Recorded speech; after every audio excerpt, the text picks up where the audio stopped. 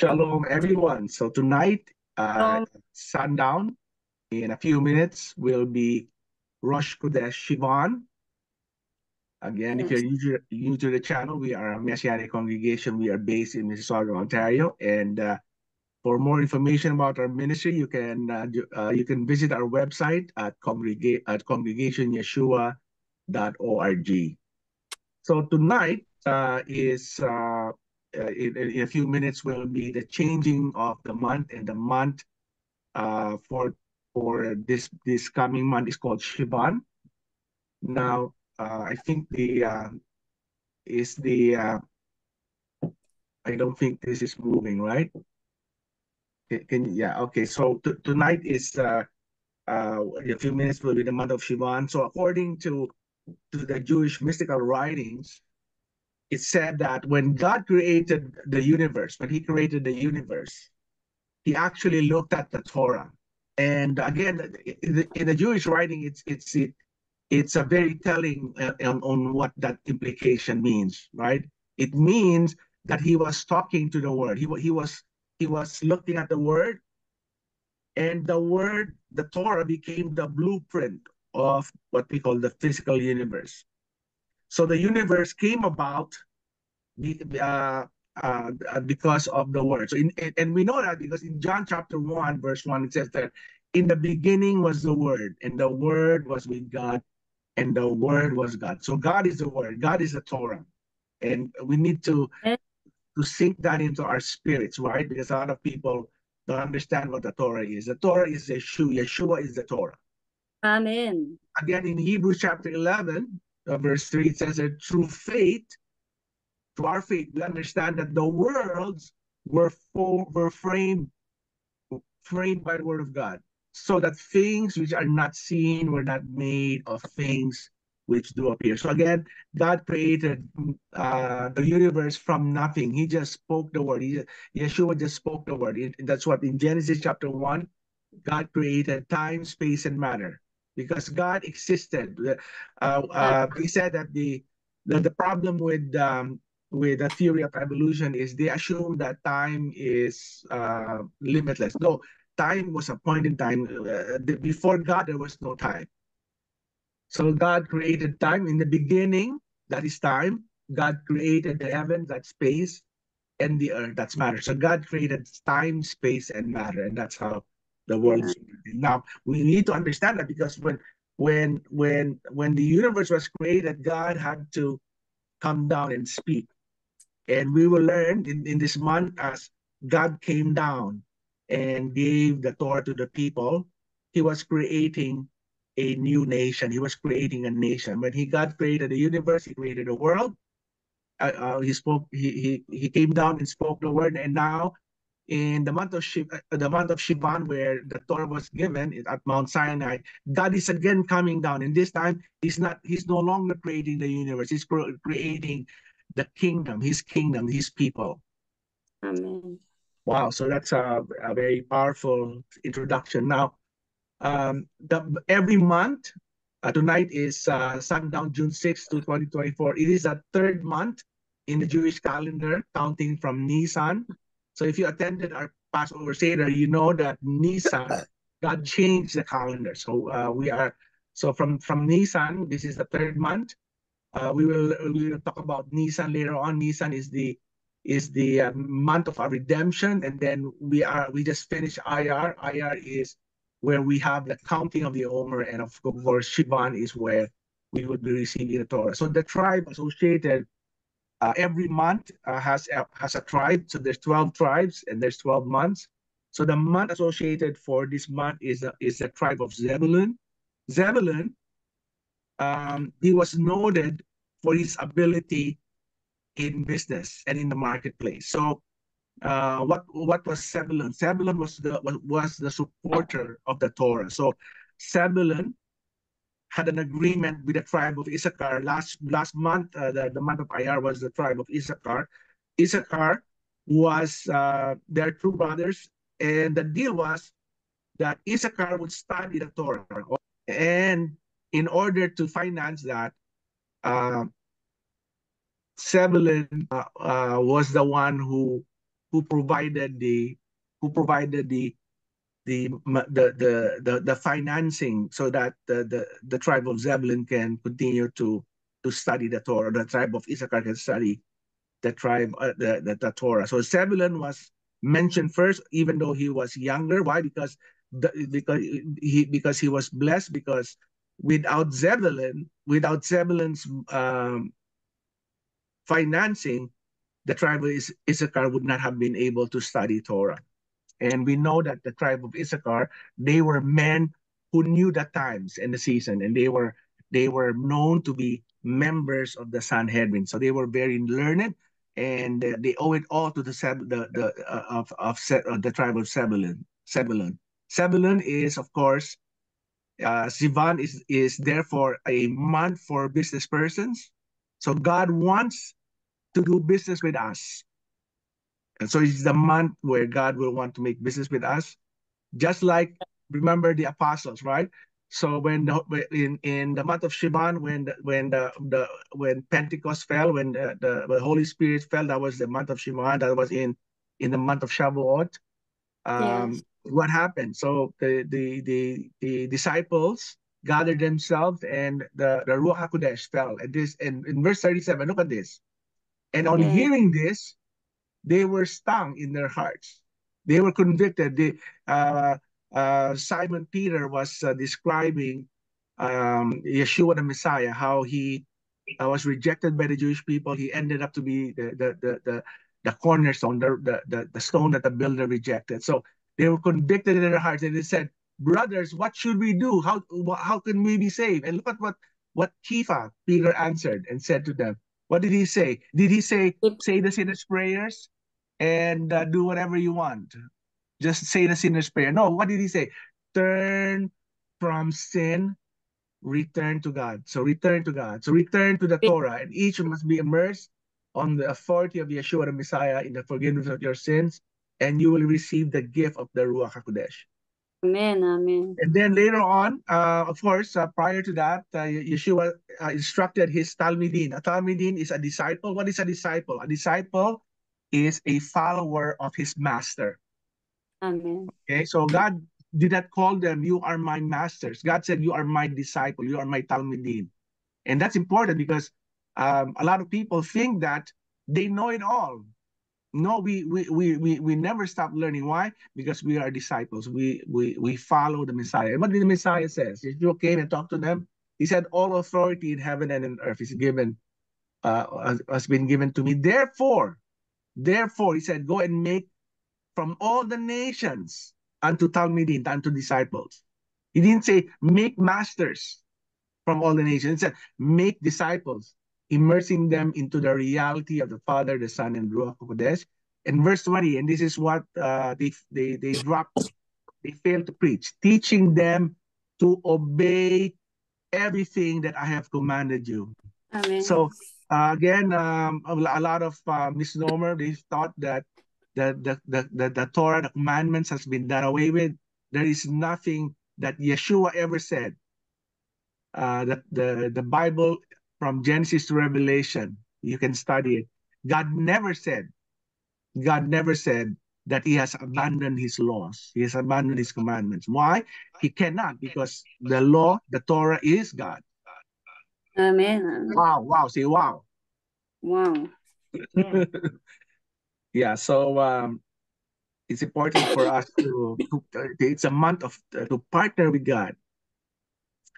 Now, if you follow the sequence, you see there that Nisan is when we receive our freedom, our redemption. How did we receive our freedom by our redemption? Is it because we deserved? Did the Jewish people deserve to be saved? No. The Jewish people, according to the Jewish writing, they were at the 49th level of impurity. One more level, the 50th level, God would not have been able to save them. That's why it is by grace. So the sign, of course, Aries, or the lamb, is meek. And then we went into Ayar. Ayar is the idea of individuality. As we start counting the Omer each day is distinct. The sign associated with the month of Ayar is the ox or the bull. It signifies strength. We are moving from being a no-name slave. to an individual person. Remember, when they were in Egypt, they were passive. They didn't have no rights. They did what their masters told them to do. So they were, in other words, they were passive. There was no individuality. They were slaves. So they moved from being free, and then now they're learning to be an individual until they reach the month of Shivan, where they will receive the revelation of the Torah. They will receive the Torah, and the sign associated with that is Gemini, which is a person, not only a person, but a twin. So the idea of the sequencing of this month is that it's progressive. It starts out with the grace of God, which we don't deserve. We don't deserve to be saved, as we said earlier. It is a gift. The freedom or redemption is a gift.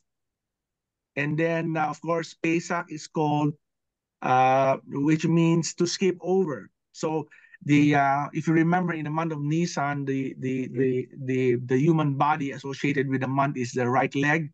And if you only have one leg, what do? You jump, you hop. So the idea of Nisan was, it was a jump. It was a miraculous intervention. Had God not intervened, we would not have been saved. We could not have been saved. So God had to miraculously intervene. It was a rush. We had to jump out of Egypt. We had to jump out of Mizraim, or Egypt, bondages. Egypt represents bondages, restriction. Every day we have to look up ourselves and say, are we leaving the old nature behind? So it's a day-to-day process. So God gave us the gift of deliverance, redemption. That is a month of Chesed, loving kindness. And then comes Ayar, when we start expressing our own individuality. As I said earlier, we were passive. We were no-name slaves. We didn't have rights. And the idea of the counting of the Omer is we are refining ourselves. God is saying, you are a Malkut. You're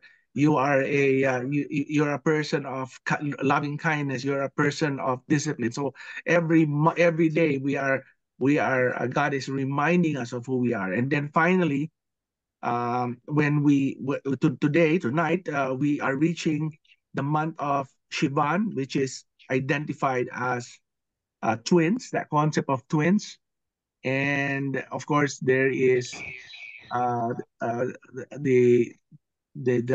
idea of movement, and in Shivan, the human body associated with the month is the left leg. So we had the right leg, and now we have the left leg. So if you have both legs, you're able to walk, you're able to move. So it's a month of action. Say it's a month of action. It's not time to sit back and meditate. It's a time for action.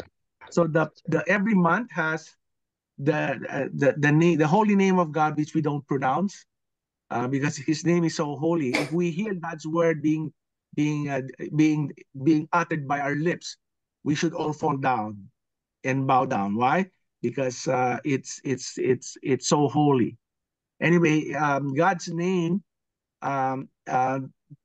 they mix it up. So there's 26 different or 12 different combination of God's name. So why is that important? Because every month has a different permutation, a combination of God's holy name, the Yod He Vav He. And of course, the word Kodesh, which means either beginning, it means birth, it means month.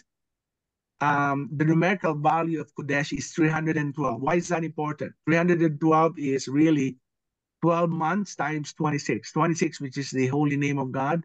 Numerical value of the name of God is 312. So every month, there is the energy, there's the power, there's the revelation of God in every month. So what they do with that, so the combination of the month of recording in progress.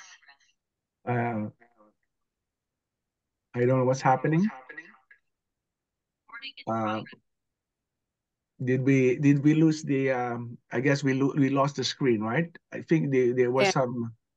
Let me go back to the screen. Okay. Yes, we got it. Okay, so So the combination of the month of Sivan is Yod, Vav, He, He. So Yod and Vav is a masculine letter, and then He, He is a feminine letter. Interesting. So we're going to talk about that later on. But so they said that. So what they do is they look at phrases or verses in the Bible that words start with the He, Vav, or sorry, the Vav, the Yud, Vav, He, He. So in this particular case, they found Exodus chapter 26, verse 19 to 22, which is the Torah portion of Teruma. And in the Torah portion of Teruma, they're describing the building of the Mishkan. And here you'll notice that in verse 19, you see the Yod, the Vav, and the He, and the He. See the Yod starts this word, and then the Vav starts this word, and He, right? So it's interesting because if you look at the English, there are the concept there is talking about there's 40 sockets of silver. Again, silver is a very interesting word because silver means redemption. So all throughout the Mishkan, I made a study on this. All throughout the Mishkan, it's surrounded by redemption. Silver is the symbolism of redemption. So anyway, so look at this. There are 20 boards, and there's 2 sockets, and under one board there are 2 tenons, and 2 sockets on the board, and 2 tenons. So you'll see here there's a lot of word called shemini or two. So the idea of duality. So the month of Sivan is saying that there's a concept of doubles. It alludes to so there's the concept of doubles, and you see that in the idea of twins, right? Sivan is Gemini, twins, and we see that twins represents, in this case, the Jews and God at the foot of Mount Sinai, and we're gonna discuss this more. And then there, of course, the 2 tablets of the law given at Mount Sinai. Right? There's 2 tablets. It also alludes to the revealed Torah and the concealed Torah, right?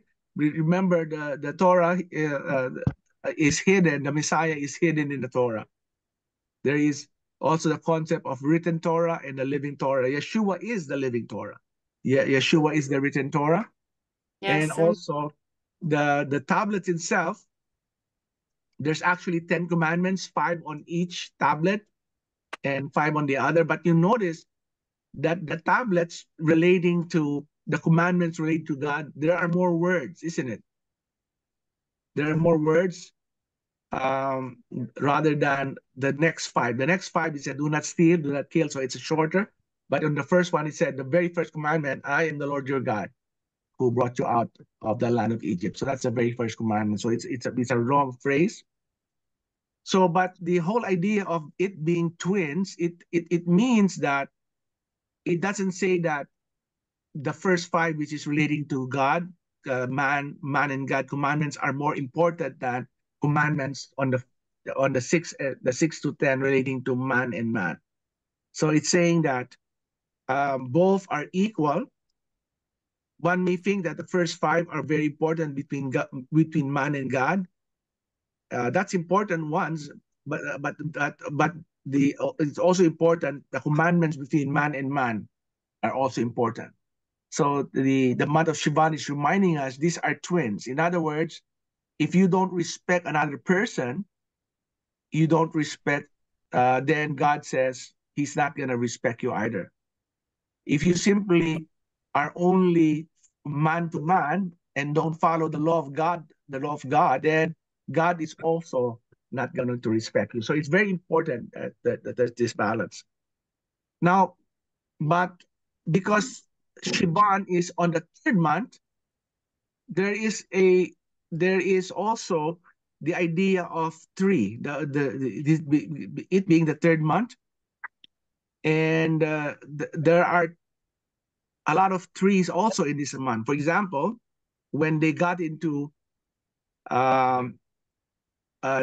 before it was on the 3rd month when they left Egypt. So they left Egypt on Nisan, and then they traveled to the wilderness during the Iyar, the month of Iyar, and they finally reach Mount Sinai. So there's the 3rd month.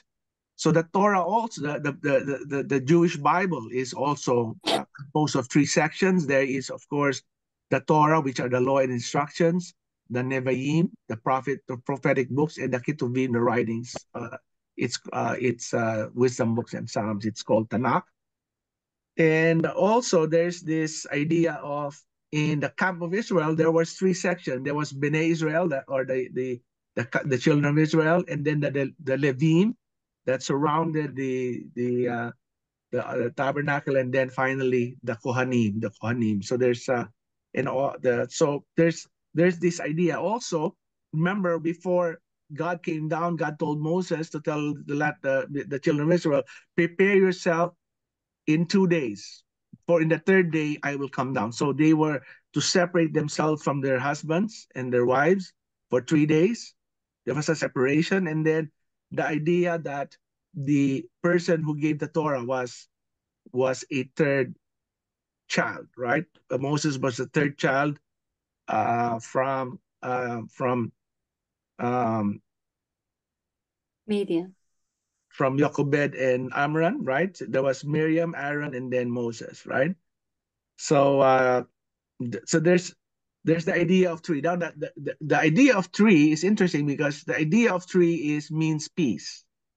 If you have 3, there's peace. What does that mean? If there's 2 people arguing, one says he's right and the other says he's wrong, you need a 3rd person to intervene. And that's why the concept of 3 is the concept of peace. And there is that balancing scale.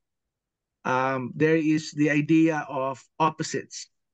Because the world, the universe as God created, relies on opposite. Like, for example, there is the positive force and the negative force.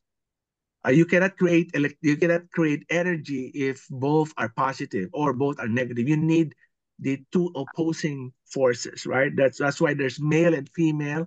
Male and female, if they come together, they will create energy that will produce a child, right? So that's the idea of opposing. There is that the significance of opposite polars, male and female, positive and negative forces. There's always tension. There's duality. Without duality, there's no energy. Without positive and negative, there's no flow of electricity. Without men and women, there's no creation of a child. Yes. Without gravity, there's no anti-gravity, right? So there's always this pulling in one direction, and you need resistance and resistance. But like the weighing scale that I show there, there is weight from one side to the left, but there is the concept of a midkela, or a middle. There's a concept of middle. Like I said, when 2 persons are in disagreement, you need a 3rd person to settle the matter, and thus bring shalom, right? So the whole idea is, we're going to explore this later on, because when the children of Israel stood at Mount Sinai, they were twins. What do I mean by that? God and the children of Israel, they were standing together. They were in a marriage. And the one that puts them together, you know what keeps God and the children of Israel together? What is it? It's the Torah. It's His covenant. The Torah is the third, is the mitkela, is the middle. It's the one that connects us. It makes this thing work. Without Torah, without the covenant, this relationship will fall apart. That's why when they stood at Mount Sinai, God asked them, will you accept it? And they said, I do. So there was a marriage that happened. We're going to explore that in the next verses. So, of course, is that the right shift? So the letter, so the body parts connected to this month, I think I skipped or I don't have a slide. Let me just check. I don't have a slide, but the body parts associated with this month is the left foot. Like I said, the left foot. We had the right leg at the month of Nisan. The right leg is symbolic of someone that is skipping over, like jumping, leaping. So Nisan was the right leg, symbolic of the supernatural intervention, the miracle that God had to leap us out of Egypt. We were in the brink of spiritual impurity that had to be, so that's why God had to intervene. That's why redemption can only come from God. God is the Redeemer. The left leg, on the other hand, gives us the ability to walk. Since now we have the right leg and the left leg, it represents that we are already walking. There is balance.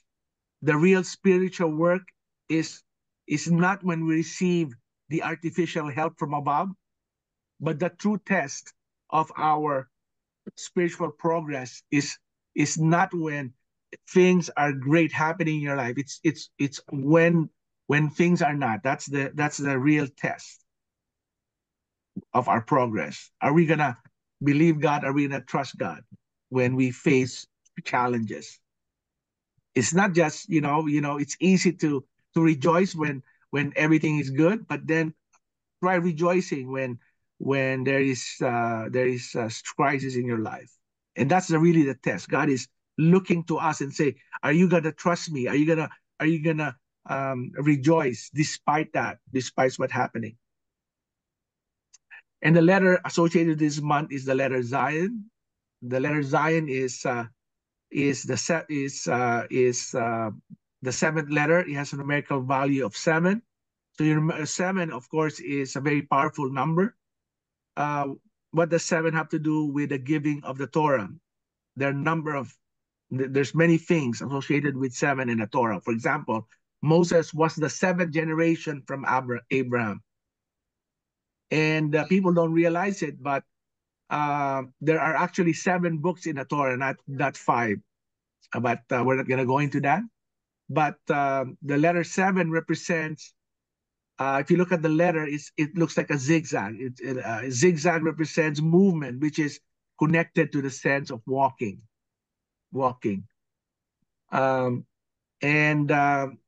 Of course, the sense of the month is walking or movement. In Egypt, we were passive. Like I said, we were slaves.